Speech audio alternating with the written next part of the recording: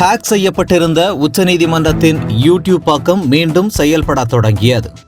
உச்சநீதிமன்றத்தின் யூடியூப் பக்கம் நேற்று ஹேக் செய்யப்பட்டு அமெரிக்காவைச் சேர்ந்த நிறுவனமான ரிபிள் லேப்ஸ் உருவாக்கிய கிரிப்டோ கரன்சியை விளம்பரப்படுத்தும் வீடியோக்கள் இடம்பெற்றிருந்தன. இதனால் உச்சநீதிமன்றத்தில் வழக்குகள் நேரலை செய்யும் பணிகள் பாதிக்கப்பட்டன என்பது குறிப்பிடத்தக்கது.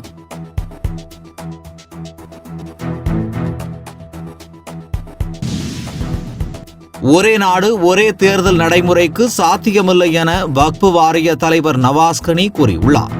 இதுகுறித்து மதுரையில் செய்தியாளர்களிடம் பேசுகையில் 5 மாநிலங்களுக்கு கூட ஒரே நேரத்தில் தேர்தல் நடத்த முடியாத நிலையில் நாடு முழுவதும் ஒரே நேரத்தில் தேர்தல் நடத்துவது நடைமுறைக்கு சாத்தியமே இல்லை என கூறியுள்ளார்.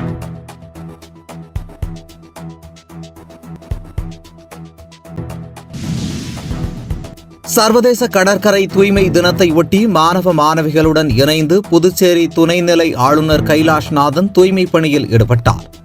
சர்வதேச கடற்கரை தூய்மை தினத்தை ஒட்டி இந்திய கடலோர காவல்படை சார்பில் புதுச்சேரி கடற்கரையில் நடைபெற்ற கடலோர தூய்மை பணியை துவக்கி வைத்த துணைநிலை ஆளுநர் கைலாஷ்நாதன் கடற்கரை பகுதியில் சுற்றுலா பயணிகள் மற்றும் பொதுமக்கள் வீசிச் சென்ற குப்பைகளை மாணவ மாணவிகளுடன் இணைந்து அகற்றினார்.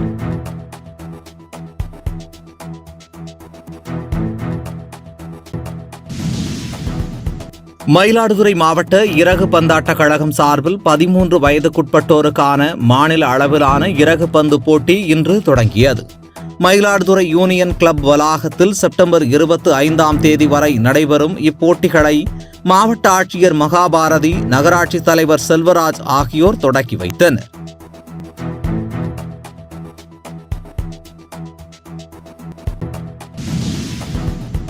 நூற்றி 8 வைணவ திவ்ய தேசங்களில் ஒன்றான பிரசித்தி பெற்ற அத்திவரதர் கோவில் என்று அழைக்கப்படும் காஞ்சிபுரம் வரதராஜ பெருமாள் திருக்கோவிலில் புரட்டாசி மாதம் முதல் சனிக்கிழமையை ஒட்டி ஆயிரக்கணக்கான பக்தர்கள் சுவாமி தரிசனம் செய்தனர். 3 மணி நேரத்திற்கும் மேல் நீண்ட வரிசையில் காத்திருந்து சுவாமி தரிசனம் செய்தனர்.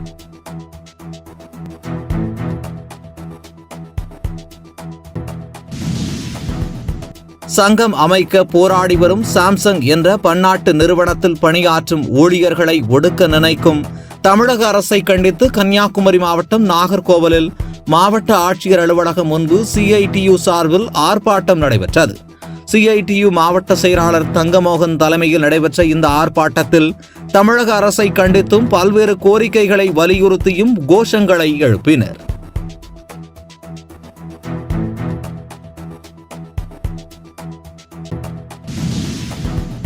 பல ஆண்டுகளாக ₹1 இட்லி விற்கும் கோவை தொண்டாமுத்தூர் தொகுதிக்குட்பட்ட பூலுவப்பட்டி வடிவேளம்பாளையம் பகுதியைச் சேர்ந்த கமலாத்தாள் என்ற 95 வயது மூதாட்டிக்கு அவரது சேவையை பாராட்டி தனது சொந்த செலவில் 2 சென்ட் இடம் வாங்கி கொடுத்துள்ளார் முன்னாள் அதிமுக அமைச்சர் SP வேலுமணி. அந்த இடத்தை அம்மூதாட்டியின் பெயரில் முறையாக பத்திரப்பதிவு செய்து பத்திரத்தை கமலாத்தாளிடம் வழங்கினார் SP வேலுமணி.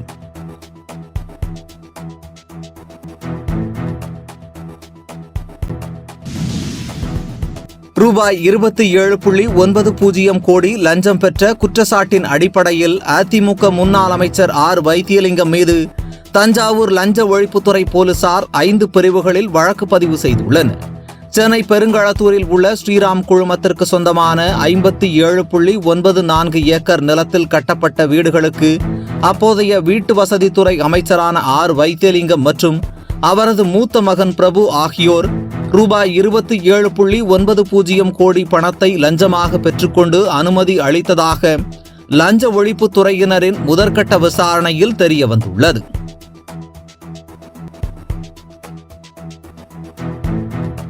என்றும் உங்களுடன் மை இந்தியா. முக்கிய செய்திகளை உடனுக்குடன் தெரிந்து கொள்ள சப்ஸ்கிரைப் பண்ணுங்க, பெல் பட்டனை பிரஸ் பண்ணுங்க.